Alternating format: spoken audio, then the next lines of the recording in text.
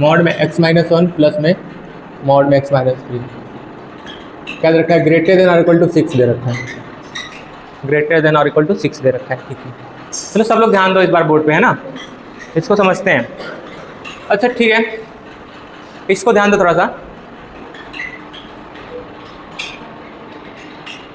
देखो एक ग्राफ हम लोग पढ़ेंगे तो सीखेंगे और डिटेल में। देखो अगर तुम्हें इस तरह से दिखे, है ना, इस तरह से अगर तुमको दिखे, मतलब जहाँ पे इनफिनिटी या इक्वल के इस डायरेक्शन में जो चीज़ रहे और इसके इस डायरेक्शन में जो भी चीज़ें रहे, है ना, अगर हम उन दोनों साइड का अलग अलग ग्राफ अगर हम लोग प्लॉट कर सकते हैं ना, ठीक है, अगर ग्राफ अगर प्लॉट कर देंगे तो जो भी कंडीशन यहाँ पे अगर इक्वल बोल रहा है, केवल इक्वल बोल रहा है, तो हमारा इंटरसेक्टिंग पॉइंट ही हमारा उसका आंसर हो जाएगा। ठीक है, और ग्रेटर देन और इक्वल टू बोल रहा है, ग्रेटर बोल रहा है तो मतलब उसको हम लोग पहला काम सिंपल सा करना है अभी हम आपको कि इसका ग्राफ बनाना है। ठीक है, सब लोग को ग्राफ पता है ना, अभी सीखे होंगे, 2-3 हम लोग बना चुके हैं ना। चलो ठीक है, मैं बना दे रहा हूँ ग्राफ। ठीक है, आगे का सीखना, आगे का कैसे करेंगे, है ना। चलो ठीक है, ग्राफ इसका कहाँ से 1 यहाँ 1 से 3 तक ना, हाँ 1 से 3, मतलब और कितना 1 रखने पे हमको कितना मिल रहा है बताओ, 2 मिल रहा है ना, 1 रखने पे हमको 2 मिल रहा है कि नहीं, और 3 रखने पे तो भी हमको 2 मिल रहा है ना, मतलब हमारा 2 यूनिट ऊपर रहेगा, यहाँ से 2 यूनिट ऊपर रहेगा और इस तरह से ग्राफ हमारा बढ़ता जाएगा, है ना। अच्छा ठीक है, यहाँ तक क्लियर है। चलो फिर क्या काम करते हैं अब हम लोग ना, लेफ्ट हैंड साइड वाले का ग्राफ तो बन गया, किसी को दिक्कत नहीं है इसमें ना। चलो अब राइट हैंड साइड वाले का ग्राफ बना सकते हैं क्या, राइट हैंड साइड वाले का ग्राफ, दोनों का अलग अलग y मान के इस तरह से ग्राफ नहीं बना सकते हम लोग, है ना। y बराबर इसका ग्राफ यही बना हुआ है, बोर्ड टाइप जो है, और y बराबर 6 का ग्राफ कैसे बनेगा बताओ, y एक्सिस पे 6 पे जाएंगे, उसके बाद हम लोग उसका पैरेलल लाइन खींच देंगे ना। y बराबर समथिंग अगर कांस्टेंट नंबर रहता है तो हमारा x एक्सिस का पैरेलल लाइन एक बनता है। ठीक है, अभी हमने इस एग्जांपल में भी देखा था, यहाँ पे y बराबर 2 का और y बराबर 7 ऐसे, है ना, तो मतलब y बराबर 6 का तो बनेगा। ठीक है, ध्यान दो। चलो ठीक है, हमको नहीं पता है कहाँ पे कट करेगा, ऐसे रैंडम बना दो। ठीक है, रैंडम इस तरह से y बराबर 6 का ग्राफ हमने बना दिया, है ना। ठीक है, तो अब हमको क्या मतलब ग्रेटर 6 से बड़ा नंबर पूछ रहा है ना, 6 से बड़ा क्या होगा, यहाँ मान लो 6 y बराबर 6 इतना आया होगा, तो इससे बड़ा मतलब हमारा क्या, यही ऊपर यही वाला हमारा आंसर होगा ना, मतलब ये जो ऊपर मतलब आगे वाला जो जाएगा इस तरह से, मतलब यहाँ पे अगर 6 है इसके ऊपर मतलब यही वाला पोर्शन सब आंसर देगा कि नहीं देगा, वही देगा ना। ठीक है, तो वही आंसर हमको कब मिलेगा, मतलब 6 से बड़ा, वही x का वैल्यू बताना है। ठीक है, बहुत कंफ्यूज हो गया क्या। ठीक है, मतलब हमको जो देखो ध्यान दो, यहाँ पे जो इंटरसेक्ट कर रहा है, यहाँ पे कुछ x का वैल्यू आएगा ना, x एक्सिस पे अगर इसको प्लॉट करते हैं तो कुछ x हमको x एक्सिस पे मिलेगा, इससे बड़ा इधर का अगर x हमको कुछ भी इधर का वैल्यू रखेंगे इस साइड का, तो हमको क्या देगा, वो 6 से बड़ा देगा ना, क्योंकि ग्राफ ऊपर जा रहा है, 6 से ऊपर जा रहा है, तो मतलब हमको इधर का वैल्यू रखने पे हमको 6 से बड़ा वैल्यू मिलेगा, जो और इधर भी हम रखेंगे तो 6 से बड़ा वैल्यू मिलेगा, है ना। इतना समझ में आया। तो ये x1 और x2 का वैल्यू बता सकते हो क्या, क्वेश्चन। अच्छा ठीक है, मैं बता के आ रहा हूँ, ध्यान दो। y बराबर 6 का इस तरह से हम लोग ग्राफ बना दिया, है ना।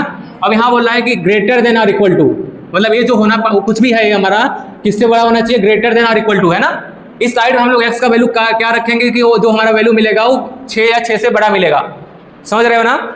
तो मतलब यहाँ पे अगर मान लो इंटरसेक्ट कर रहा है तो यहाँ पे बराबर होगा, एग्जैक्टली बराबर होगा। यहाँ का पॉइंट अगर हम लोग ध्यान दो अगर करेंगे, यहाँ का क्या मिलेगा, y का कोऑर्डिनेट तो 6 मिलेगा, x का हमको पता नहीं है ना। यहाँ का भी ऐसे y का कोऑर्डिनेट तो हमको 6 मिलेगा, पर x का हमको पता नहीं है, x का, है ना।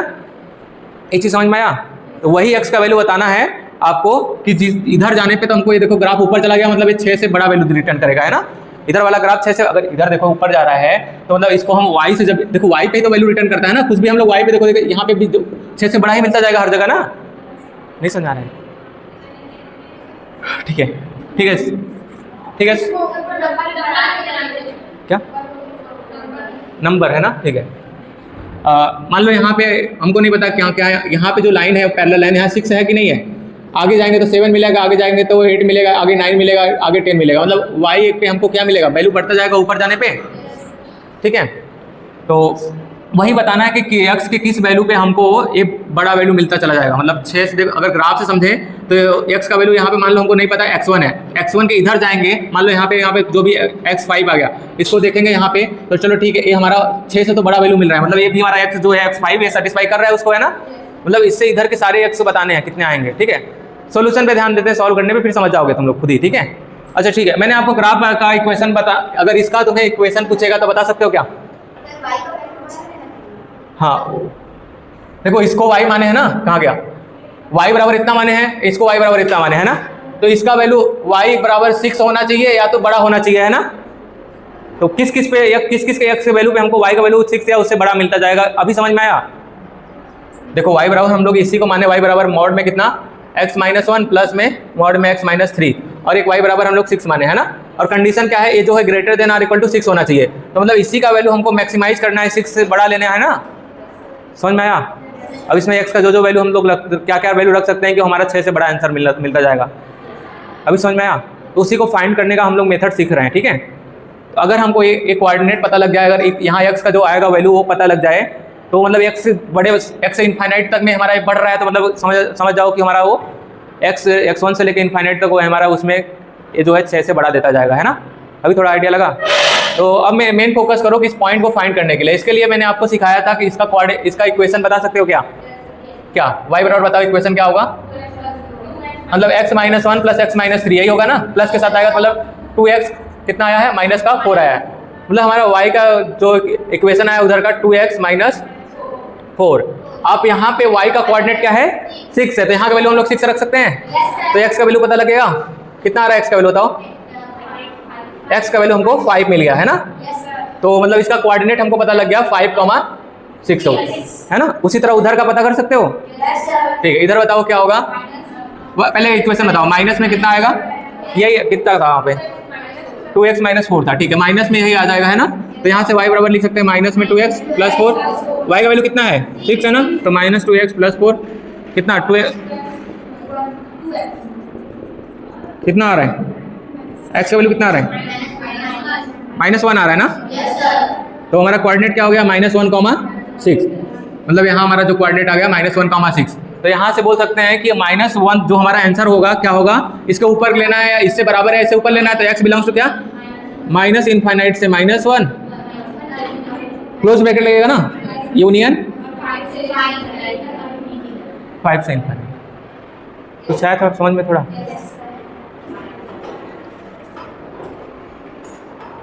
अभी इसको आगे हम लोग आएगा तो और डिटेल में पढ़ेंगे। अभी इस तरह से समझो कि ऐसे भी निकाल सकते हैं, ठीक है।